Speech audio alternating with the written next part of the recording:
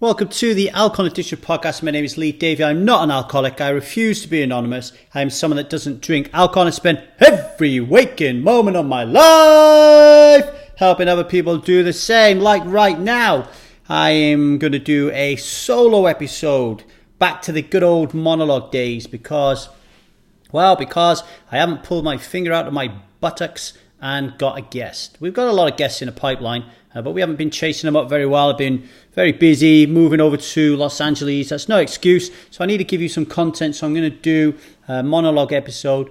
Send me an email actually at thetruthaboutalcohol@gmail.com if you like this episode, if you think it was worth it, because if it was, I'll do more of them because it has a specific nature, this one. I'm going to be talking about triggers and a particular trigger that happened on Strive. But before we get to that, I need to do a little bit of housekeeping a little bit.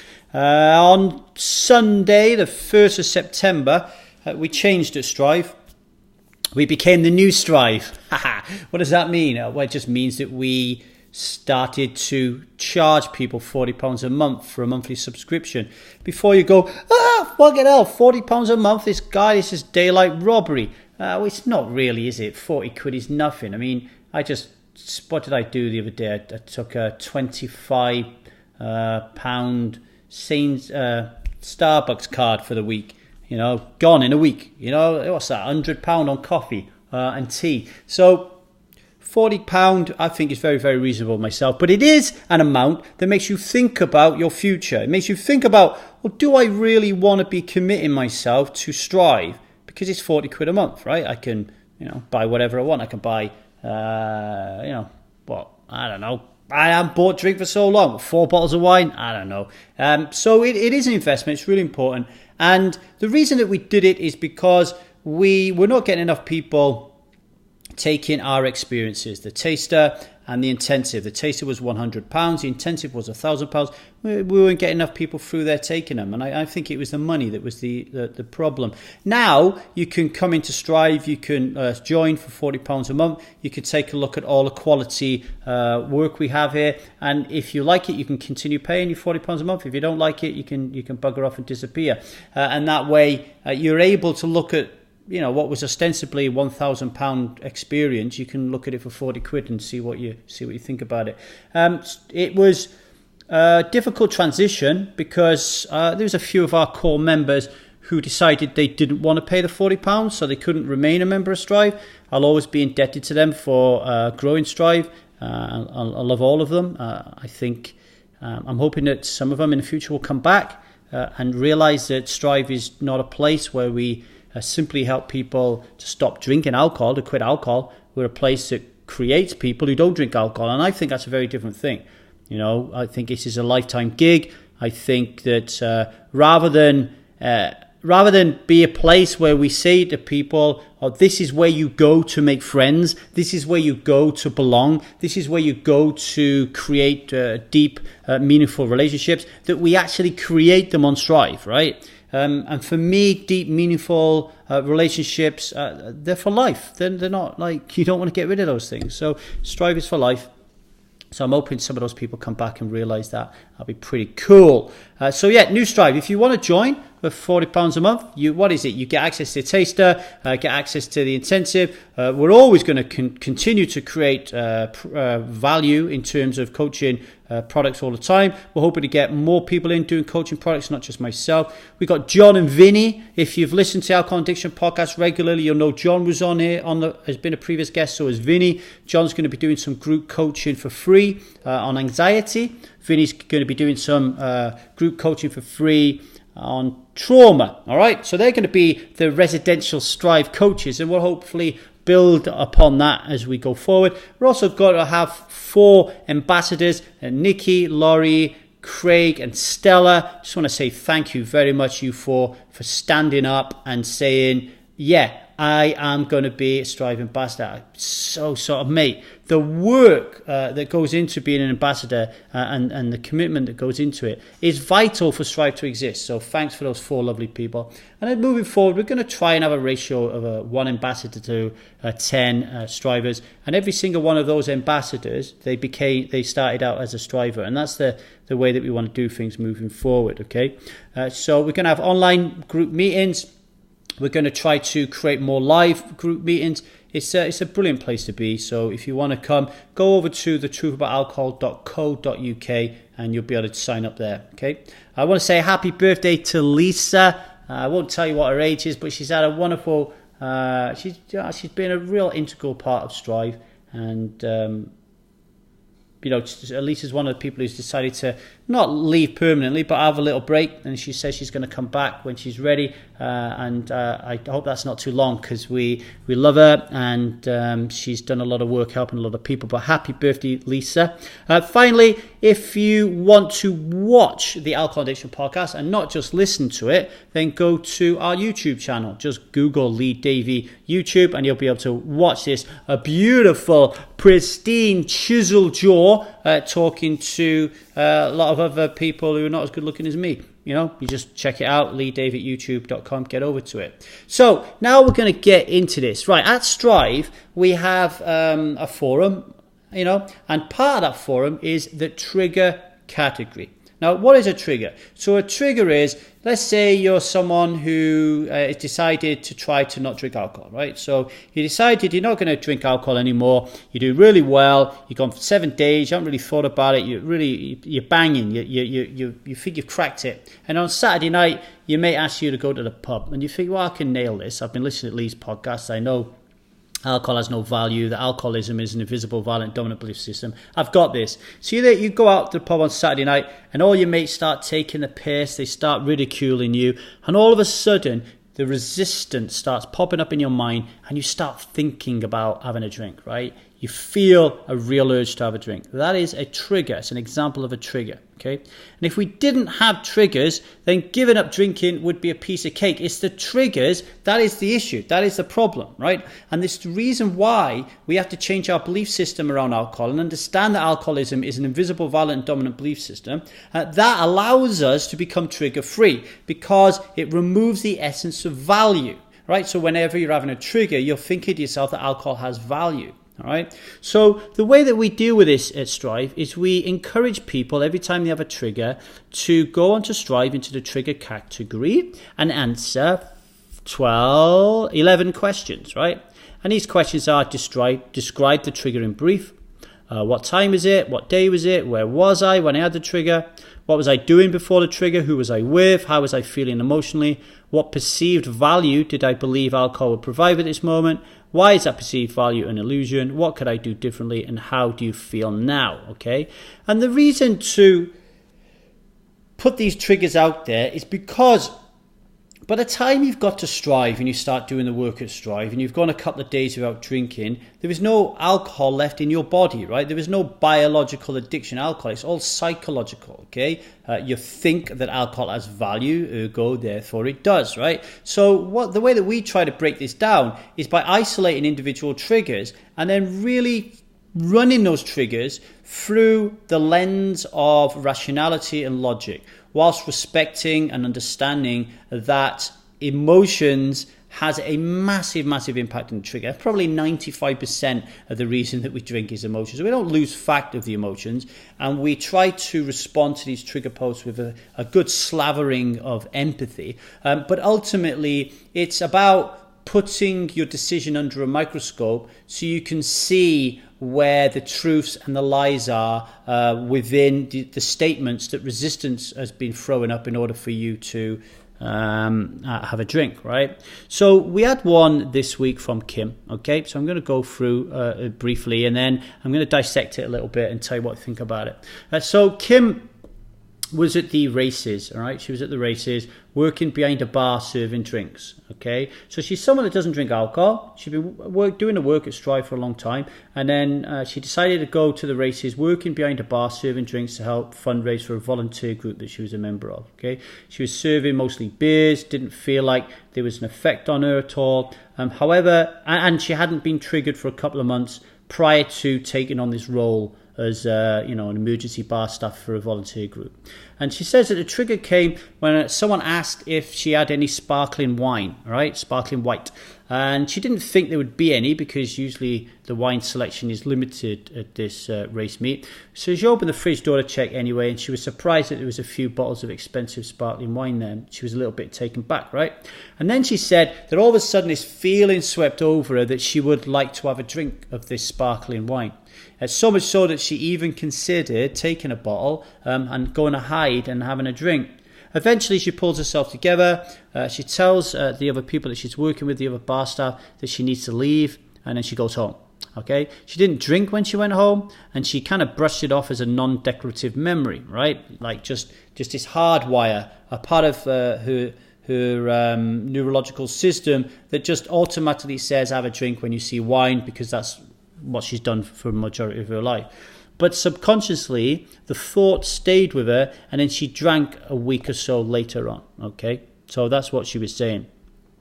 What was she doing before the trigger? Well, she was serving drinks, and she says she was quite bored because the crowd wasn't that big, and she was thinking about how good it would be to get home. Right, that's what she was doing before the trigger.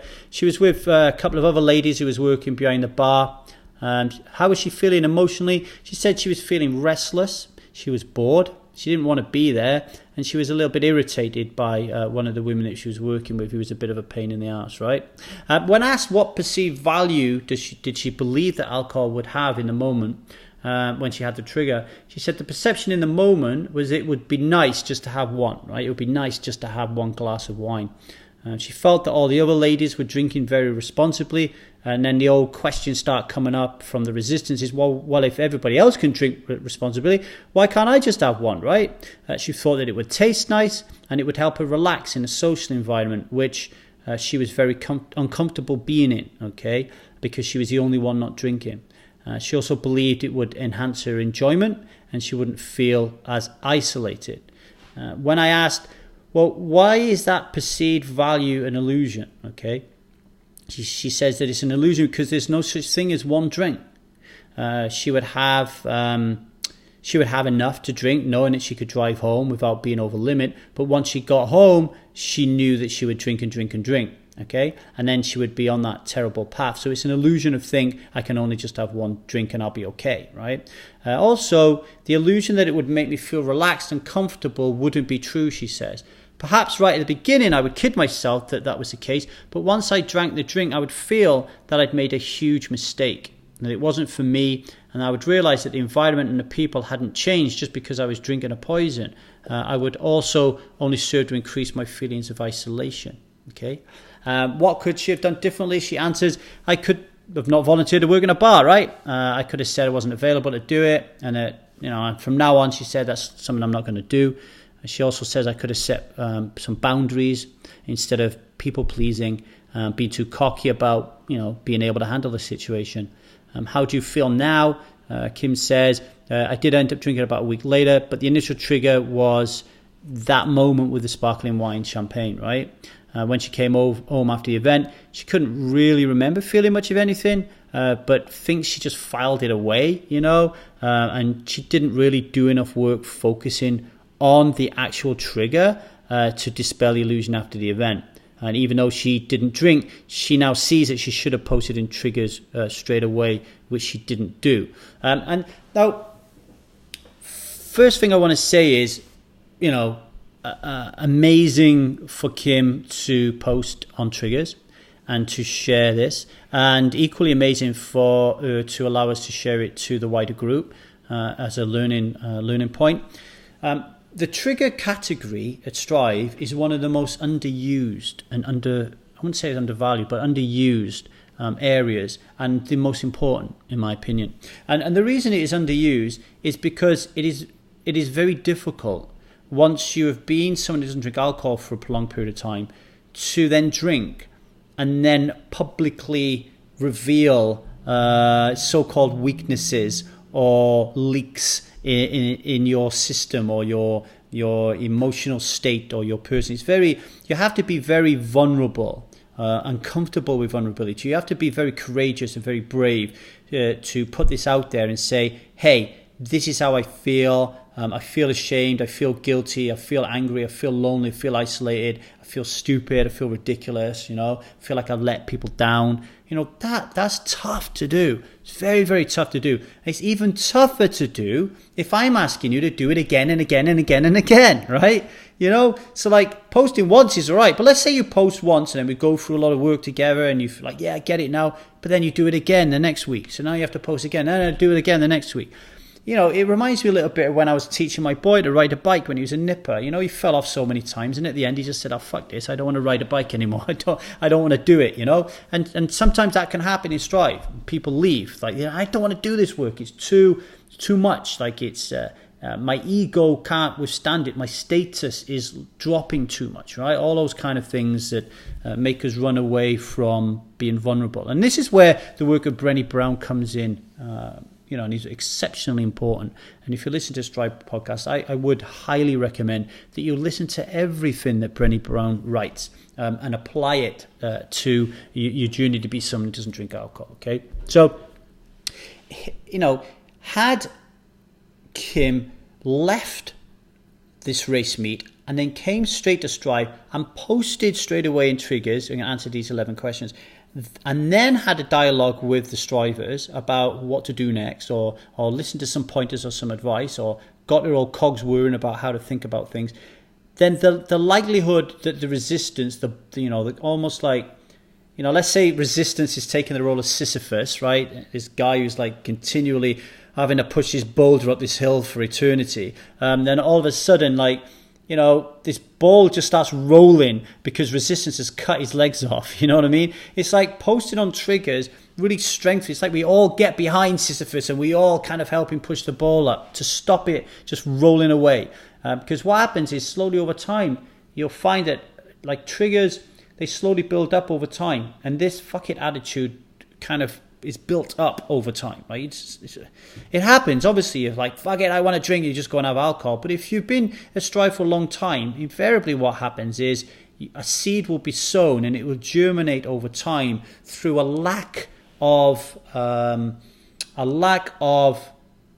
not attendance on Strive, because you can be attendant and very hollow on Strive, but a lack of doing the work on Strive, I think, is the best way. So Kim is really good at doing the work. But I think she'll be the first one to say that in the build-up to this trigger, she wasn't doing the work, right? She might have popped on Strive every now and then and said, hey, it's Kim, blah, blah, blah. But she wasn't doing the work, right? And doing the work for me is coming on there regularly, talking about your emotional state, talking about your problems, sharing with people, that building that mutual empathy and that mutual trust and helping other people. That to me is doing the work, right? Not coming on and going, hey, I had a really nice day today, look at this sunflower in my garden.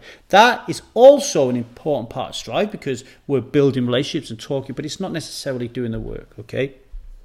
So that was Kim's trigger, and that is one of the things that we do on Strive. If you're thinking to yourself, holy shit, I don't want to come on Strive because I don't want to share all that kind of stuff and be shamed in front of people, then don't worry too much. Like, there's people on Strive who have never ever posted in Triggers before in their life. If it ain't your thing and you don't want to do that, then you don't have to. There's no rules on Strive that say you have to always post on Triggers. However, through my personal experience of dealing with this, I will be encouraging you to do it, because I think it is super, super important.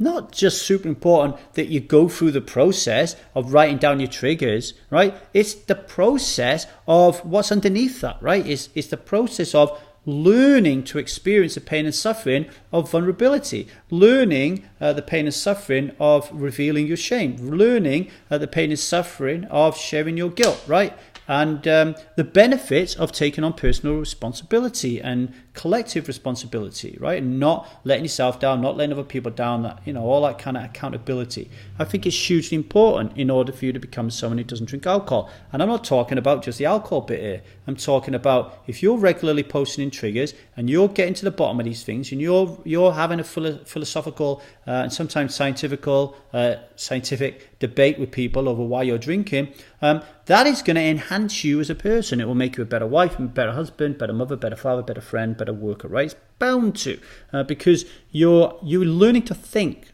all right? You're learning to think. I was talking to my brother-in-law yesterday, and he's a teacher, right? He does design, but he says, I don't teach them design. I teach people how to think. There's far too many people in the world who don't know how to think, and that's what we do at Strive, right? Here's my response to Kim, and I want to go through this so you understand the sort of questions that we'll ask when someone does it. So I've just said, look, you haven't had a trigger in a couple of months, and suddenly you see a bottle of wine in a fridge, and for some reason you feel an urge to hide somewhere and drink it. The thought disturbed you so much that you made an excuse and you wanted to leave early, right? So I'm just recapping that point because I think it's important. Then I say that, like, one of the ambassadors, Nikki, she wanted to know what happened after the bar incident, right? So Nikki had replied to Kim and said, look, hey, what happened after the bar incident? I'd like to know, please. But I just put a point in there. I want to know what happened before the event, right? Because the trigger doesn't make sense to me, right? Because usually, I've said here, there's a crescendo that builds up before the bash of the cymbal, okay? Using a musical metaphor there. But what I mean is, when you've been on Strive for a long time and you haven't had a trigger, let alone a drink, you haven't had a trigger for a couple of months, and all of a sudden you open the fridge door at home or the races or wherever it is, and you see a sparkling wine looking at you, it's really unusual, right, for that sparkling wine to be like, come on, pop my cork and put me in your mouth and have a good drink of me, baby, drink me dry. That is unusual, right? What is usual is that in the lead up to seeing this erotic bottle of champagne, lustfully trying to get you to kind of put your mouth all over it, what normally happens in the build up to that is your husband's called you a dick. Your husband's ignoring you. Your kids are shitting all over the floor during potty training. Your boss has tried to have sex with you. Your mates have let you down. The house is a mess and nobody will help you clean it up. You've got no money. You looked in the mirror and you think you look fat, but you can't stop eating donuts. All these things that are going on and on and on. And then you open a fridge and you see this lustful bottle of champagne beckoning you in, and then you have a drink of it, right? That is what normally happens. But that kind of data and information wasn't present in Kim's trigger, right? So I just kind of said to Kim, have a think. What happened before the trigger? And I don't mean like just before, because we cover that in the trigger, don't we? I said in the trigger, what was you doing before the trigger? And Kim says, I was serving drinks, got bored because the crowd was big. I was thinking about how good it would be when I get home. I'm not talking about that. I'm talking about what happened in the weeks or the months leading up to the trigger. And whether you choose to focus on weeks or months is up to you. It really does depend on what you're thinking in that moment, right? Really does depend on, you will say to yourself, oh, hang on a minute. I know how long I have to go, how far I have to go back, right? Now, there's a few other things that I said here that I wanted to dissect, okay? Kim says that she doesn't want to be there. She doesn't want to be at the races, right? So I'm saying, is this true, right? Is it true that you don't want to be there? Is a more accurate statement, you didn't want to be serving drinks, okay? So what I mean by that is, maybe she did want to be at the races, but she wanted to be the other side of the bar drinking alcohol. It's not that she did, and this is really important because as somebody trying to help Kim to get to the bottom of why she's drinking, I think this is a really important point. If she didn't want to be there, full stop, then you need to ask, well, why? What is it about this event that I didn't want to be there? Is it the fact that you was working behind a bar? Is it the fact that you were just surrounded by idiots who were drinking alcohol and that none of that bothered you? So you weren't triggered to have a drink, but you don't want to be around those people? I think that's important to know that. Or is it a real problem to be around people who are drinking? because you start to feel like the odd one out, because you start to feel isolated, because you start to feel lonely. And then that will then lead to triggers. Like when you are helping somebody to be someone who doesn't drink alcohol, in this instance, it's really important to differentiate between as to why you don't want to be at an event. So I've asked Kim to think about that. Okay, and at some point, hopefully, Kim will then read that and have a think about it and provide us Strive with more information on that, and then we can help her further. I've also highlighted the phrase, the sentence that Kim says is, it would be nice to have one. It would be nice to have one, okay? And then I've said underneath that, you said that it would taste nice. But I then said, I think we can safely discard this as a reason. Now, that might sound like a bit strange, or a bit cocky, maybe. Like you might be thinking, hang on, that's not good, is it? He's telling her how she thinks, right? He's telling her how she thinks. What I'm trying to do here is what the reason that we drink alcohol and reason why alcoholism is so difficult for us to conquer, right? Is because it's vastly complicated, right? The reasons why we drink are so complicated. It's going to be part biology, part psychology, part environment, culture. There's so many different reasons why you're drinking. And because there's so many different reasons, because it's such a convoluted process, resistance thrives on that. It makes you believe that alcoholism is so complicated that you might as well give up and drink like everybody else because you don't have the time and energy to figure this thing out, all right? But a great thing that I learned from David Burns over at Feeling Good podcast is one of the things you could do is you can break down this huge, big problem into one bite-sized chunk, okay? So let's say, for example, there are 100 different reasons why you think you might drink and taste is one of them. Then isn't your life a lot easier if you only now have 99 reasons why you drink because you've just discarded taste? Okay?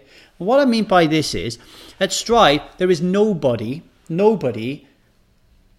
who drinks alcohol and struggles to be someone who doesn't drink alcohol because it tastes nice. Let me say that again, just to beat home the point here, okay? Yes, you might think that alcohol tastes nice, but it's not the reason you're addicted to it, is it? It's not.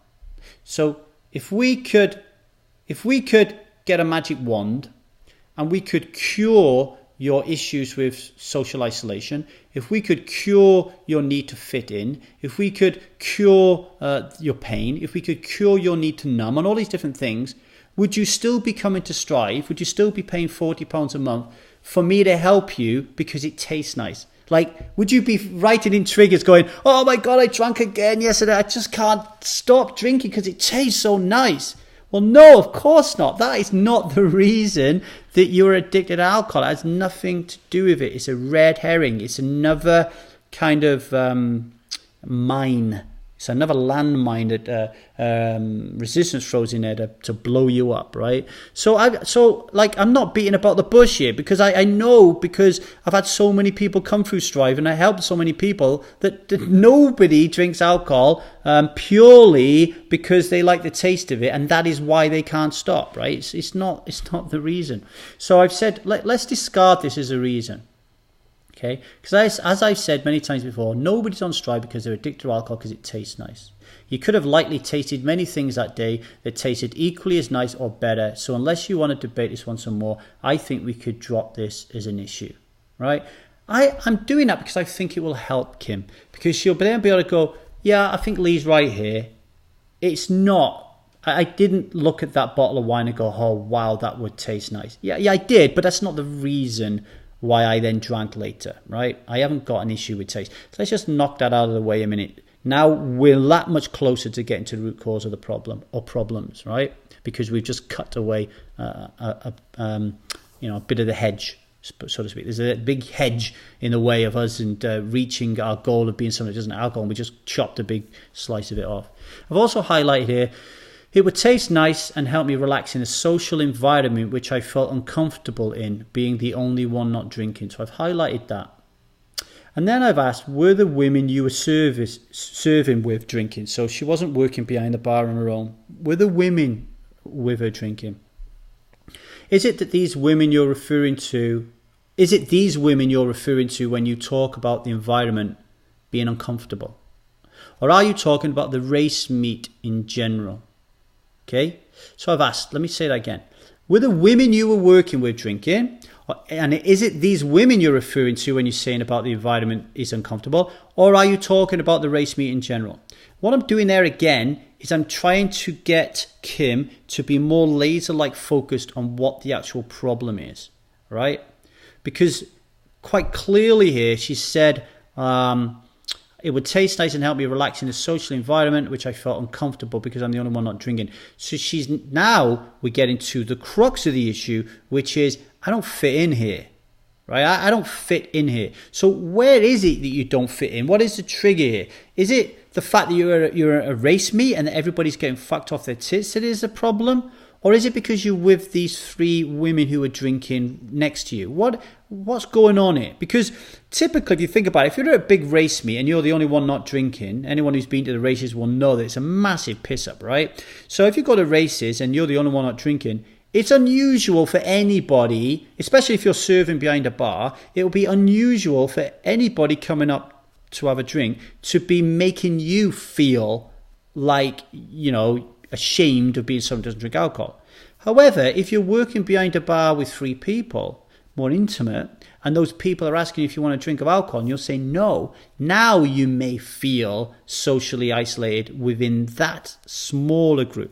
And I think understanding whether the smaller intimate group is a problem or whether the bigger issue of being at an event where people are drinking is a problem is something that Kim should really think about. Okay, so that's why I raised that, because I think the answer as to whether it's the wider invite, like going to the races is an issue, because if going to the races is an issue, then going to a pub is an issue, going to a restaurant is an issue, going to a gig is an issue, going to a sporting event is an issue, going to a wedding is an issue. Suddenly we have a massive problem, because anywhere we go where there's alcohol, we've got a problem. And that is something that really needs to be looked at. But if it's just an isolated incident with these 3 people and just one person in general was making you feel like out of place or the odd one out, then that is a different thing to think about. So that's why I raised that there. I've also said, compare this with your decision to work there. Okay, you've chosen to work behind the bar where you're serving alcohol to people because you don't feel that it's a threat. But then suddenly it becomes a social environment that you're uncomfortable with because you're the only one not drinking. And I want you to think about this more deeply, because the 2 statements are wildly different. Why would that be? Why would you be saying, I can work here because it ain't a threat, and then suddenly it is a threat and you want to go home because it's a social environment you're uncomfortable with? Like, don't we know that it's a social? Don't we? To me, the switch has been flicked too quickly. Like I can't see how Kim wouldn't know before she went that this is a social environment she would be uncomfortable at. And I think if that is true, that it is something to think about and philosophize over, because now we've got to say to ourselves, okay, if I know that going to the races is going to make me feel uncomfortable and triggered to drink, why am I going, right?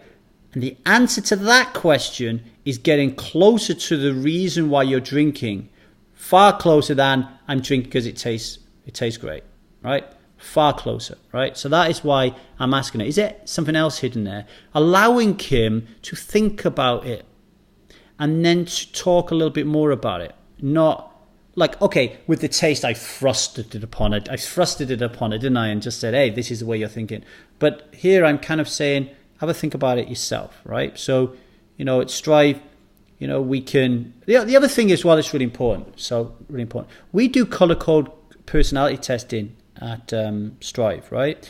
So we can understand what personality type you are, so we can talk to you more aligned with your personality type. And I know Kim is a red, and I'm a red. So we kind of speak the same language. And part of the language of a red is you don't have to fuck about. Like, as a red, you don't really need the empathy that much. You do need it, but you don't need it as much as a blue or a white. What reds need is someone to say, look, stop fucking about, you're full of shit here, and I'm fucking telling you are. Whereas that would send a white or a blue into meltdown, and they would probably leave Strive. With a red, they're more kind of like, oh fucking hell, he's holding me accountable, I better fucking show up and show this guy that I can fucking do this, like that's an important point as well. So my communication, my dialogue style here with Kim is because of that. So I just wanted to mention that as well. Something else I posted here, I pulled out and asked her to think about is, I believed it would enhance my enjoyment and I wouldn't feel isolated. That's what Kim said, right? I believe it wouldn't enhance my enjoyment and I wouldn't feel so isolated. And I've said, can you talk some more about your feelings of isolation? Do you feel this frequently, and in what way? Okay, so will we just isolate? Are we just feeling isolated at an event? Have we just rocked up to this? Do we feel like we're connected with the world and our relationships with our partner and our kids and work colleagues is like fantastic and great, and then we go to a race meet where it's full of alcohol and suddenly we feel like disconnected from the world? Like, how true is that? Or are we disconnected from the world anyway? Are we feeling isolated and alone anyway? Like, are we seen and heard in the bedroom? Are we seen and heard in the kitchen? Are we seen and heard in the bathroom? Are we seen and heard in the living room? Is what we're doing, being someone who doesn't drink alcohol, is that something that our partner or the people who are most important to us, our family, our mothers, our brothers, our sisters, our children, are they even interested? Do they even know? Do they ever ask us any questions? Do they truly understand the magnitude of what we're going through and the change that we're doing? Like becoming someone that doesn't drink alcohol, it's not that it makes you isolated or disconnected.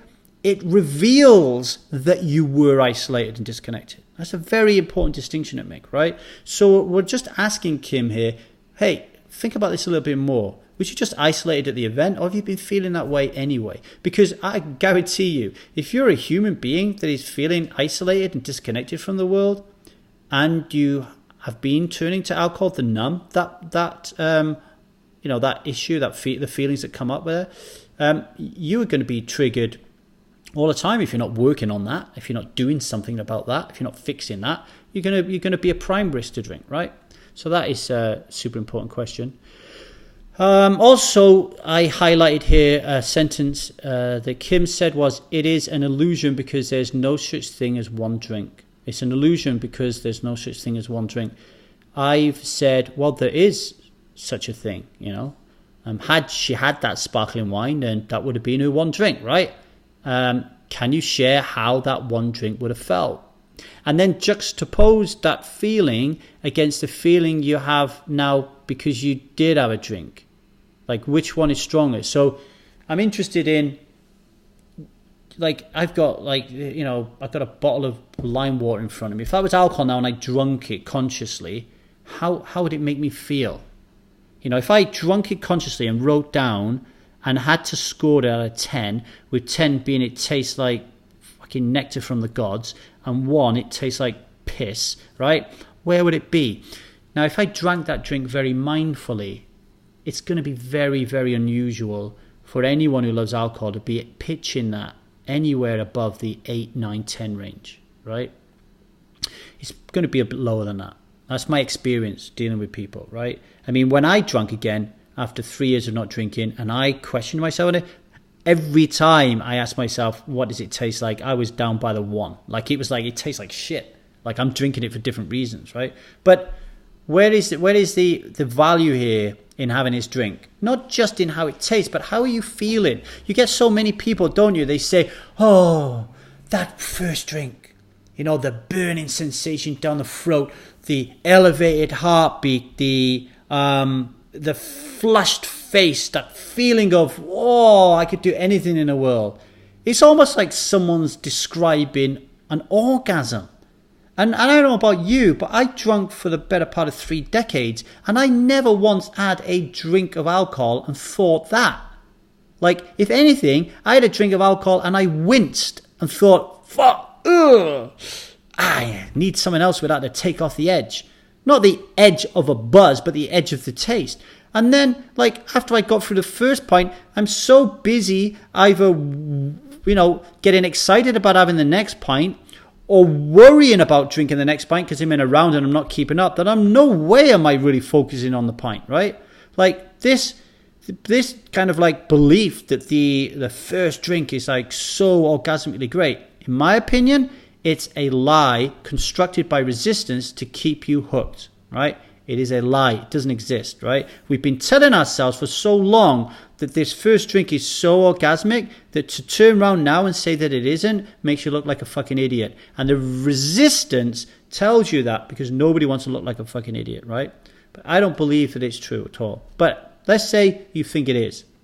I'm asking Kim, have a real kind of like real good deep think about that first drink. Like, how did it feel? But now, how does it feel that you had the first drink and now you feel real shit about it? Like, you haven't left Strive. Like, you still want to be someone that doesn't drink alcohol. You've posted in triggers and you've shared your shame and guilt around all this kind of stuff. So how do you feel now, right? So the point here is people left Strive because they didn't believe that the value that Strive gave them was £40 worth of value. So it wasn't greater than the cost that they were having to spend in order for them to stay with Strive. This is very similar when it comes to drinking, right? I'm asking Kim to think to herself, is the value of drinking that one drink, which she seems to really like and is in her head, right? Is the value of that one drink, is that greater than the pain and suffering that comes after you've had that drink? The answer that Kim is going to get around in her head, if the answer is yes, it is, then she knows she doesn't want to be someone who doesn't drink alcohol. She loves drinking alcohol and she should try to moderate or do whatever she needs to do. But if she comes out the other end thinking, well, no, actually, the value of drinking that one drink is not as great as the pain and suffering that I'm going to have down the long road, and she keeps focusing on that point and she keeps coming back to that point, then slowly is not the word, over time, she will change and hardwire her neurons that make that connection, and it will be a new connection, and the connection will, her connection will change to my connection. So right now she's thinking, when she looks at a bottle of wine, whoa, there's a bottle of wine. I'd love to fucking have a drink of that. That tastes fucking brilliant. And that first one will be the bomb. That's how she's thinking right now. That's how her neurological connections are wired up, right? Over years and years and years and decades of thinking about alcohol. But when I see that bottle of wine, when I open it up, I think to myself, what? A fucking bottle of champagne for 150 quid and some fucking dickhead is going to drink that poison in a minute? What the fuck? I can't believe I was fucking stupid enough to do that. I'm so glad I'm over that shit. Fucking puke. Ugh. That's how I'm thinking. Because my neurological connections have changed. But at one point, they were exactly the same as Kim's, right? I would open that thing up. Fucking champagne? No, for me anyway, when you see a bottle of champagne, expensive, status, wealth, fucking cool, better than, stronger than, ego, fucking class, right?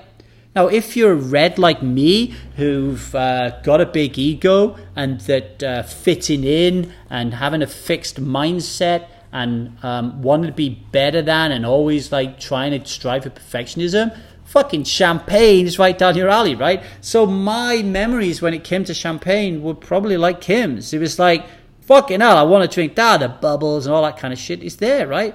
But over time, by constantly telling yourself a different story, it changes. It changes, and I'm proof of that. And there are plenty of people on Strive that are proof of that as well. So that's why I'm asking her to do that. Then I've highlighted a paragraph. The illusion that it would make me feel relaxed and comfortable wouldn't be true. Perhaps right at the beginning I would kid myself that was the case, but once I drank the drink I would feel that I'd made a huge mistake, that this wasn't me, and I would realise that the environment and the people hadn't changed just because I was drinking a poison. I would also only serve to increase my feelings of isolation. I've highlighted that paragraph that Kim wrote, and I've said, how true is this? How true is it? Now, one of the things that can happen on Strive is it's to do with status. You want to fit in, right? You want to fit in, you want to belong. You don't want to look like a dickhead. Here's Lee spouting on that there's this wonderful, great belief system called alcoholism, and that if you believe in it, that you'll never drink alcohol or crave it again, and that alcohol has no value. And you've taken his intensive, you've taken his taster, you've been in a group for a long time, you think you've nailed it, but fuck, you keep wanting a drink.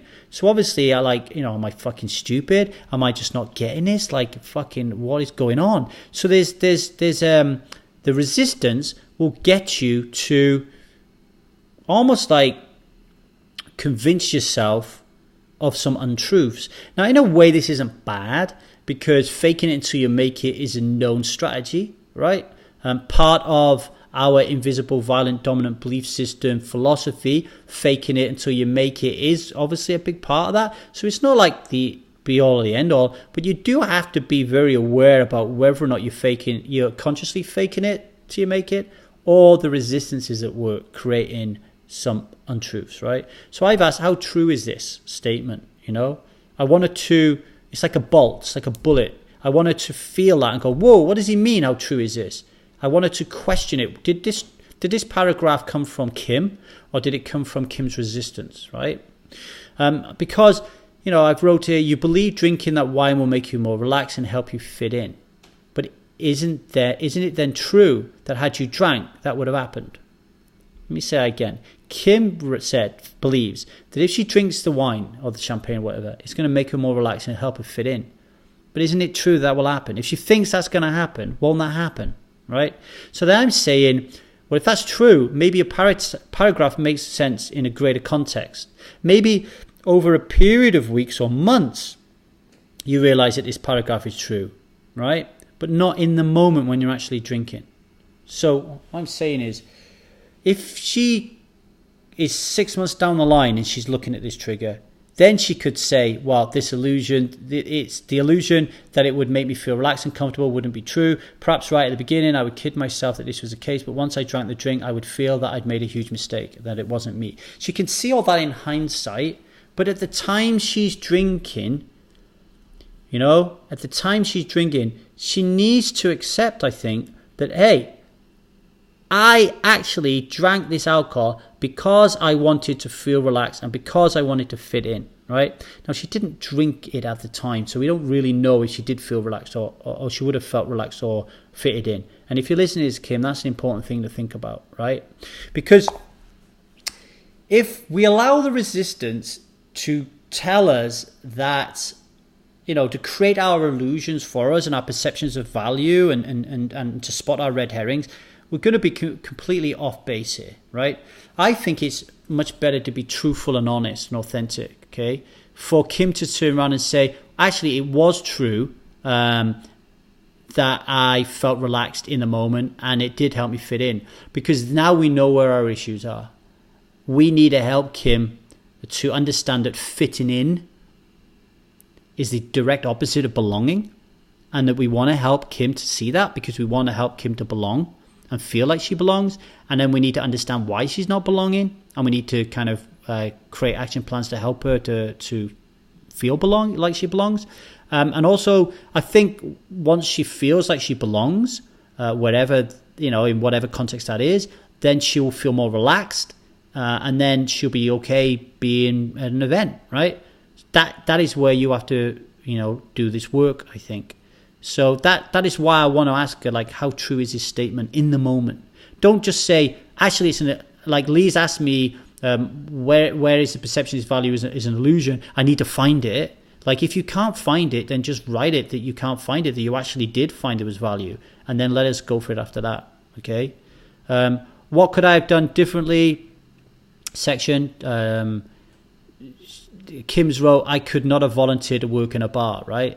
Now, you might think, that's so fucking obvious. Like, why would anyone trying to be someone who doesn't drink alcohol volunteer to work at a bar, right?